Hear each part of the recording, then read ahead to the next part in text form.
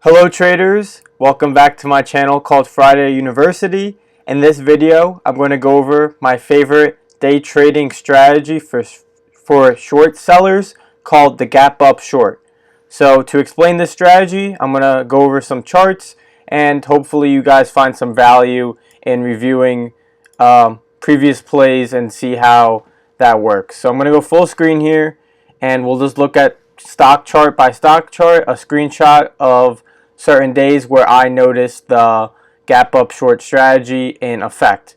So here we have ticker GRTX, and on this particular day the strategy calls for around 50% gap up in the pre-market or overnight.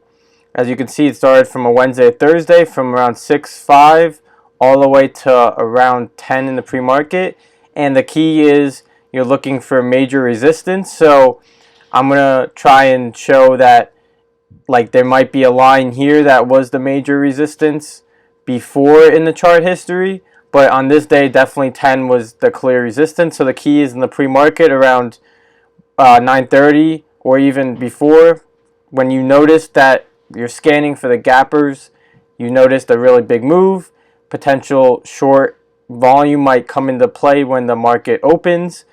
And the reason for a lot of short selling might be because people take profits and they also want to see the stock that is at 6.5 go down.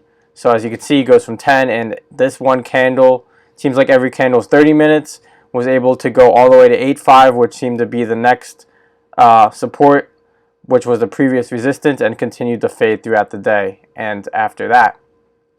Let's move on to another example. So this one's a little tricky, OSMT. I mean, this one, and sometimes they are tricky, so it's better maybe if you want to have a higher win percent to sometimes not trade these ones. This one's around 5, so it went to 4. Not as big like dollar move as the previous one, but surely there is percent gain for a short around this high. And I guess when you were covering, if you want to have a nice tight stop loss, you cover the pre-market daybreak, maybe like 5.4 your stop loss, and you aim for, you know, maybe $1.50 to 3.5 potentially. I mean, this one's carrying it out to only 10, so this is in like an hour, but it goes to show you can have a nice risk to return.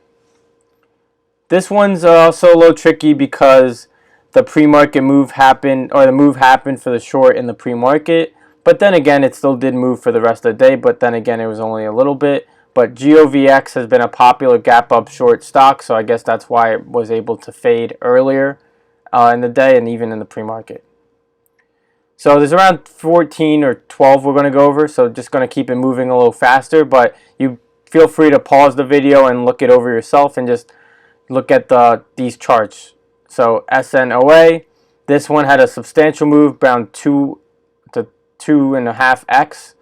So that's why maybe when it started losing the buying volume up here, as you can see, a quick pullback and a whole day break. So the key with this strategy is maybe try and find a nice resistance or a high area where you feel like the risk to return is good. And the key is not to, which I always kind of struggled with, was not to take it early, take the win, but let the move play out, because a lot of these stocks where it opens, it's going to close lower than the opening price, which seemed to be 11. Even if it pumped up quick, it definitely closed lower around 9 and continued to fade throughout the aftermarket. BPTH, this one's a little smaller, but still kind of plays out the role of pump in the gap up in the pre-market and fade throughout the day. This is a very quick move because if you don't get in here, it is a little bit more difficult to get in on these supports, knowing that there are chances for squeezes, which is always something to be careful for, especially when shorting. ATER, I didn't really do a great job of continuing the photo here, but this one also was a little tricky because at 7 it did pump even more. But then again, when it started to open, going and open, it faded quickly, big red volume.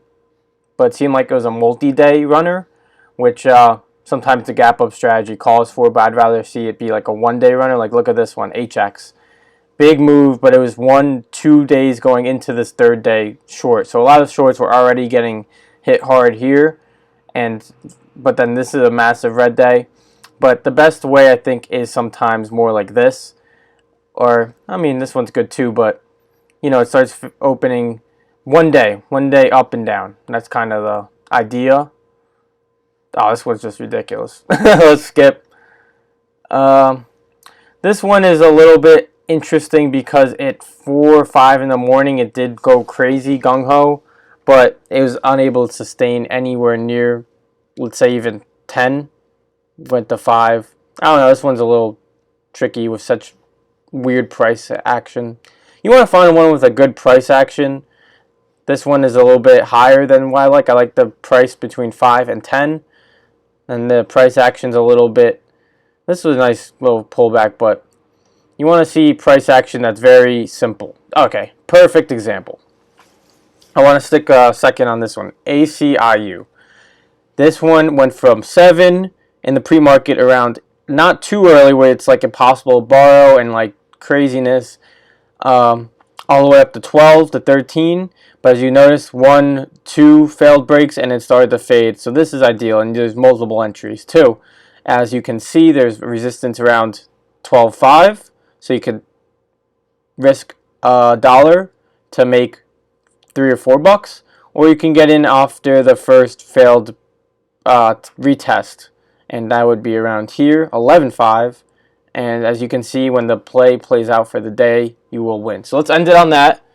But I hope there was some cool value in the gap up short. I've seen a little bit about this on YouTube, and I know a lot of big money guys on YouTube or anywhere in the market do short selling as a day trading strategy for making big percent gains, because you can tell, like, if it goes up 100% and it retraces 50, I mean, there's definitely room for profit. Just let me know what you guys think of the strategy. Until next time, thanks.